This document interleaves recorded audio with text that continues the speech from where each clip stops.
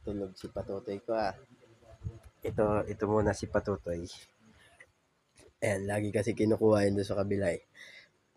Ayan, ngayon babalot natin dyan si Patutoy. Ayan. Ito yung kanyang ano eh. Ayan, babalutin natin yan si Patutoy. Tara, punta na natin sa kabila.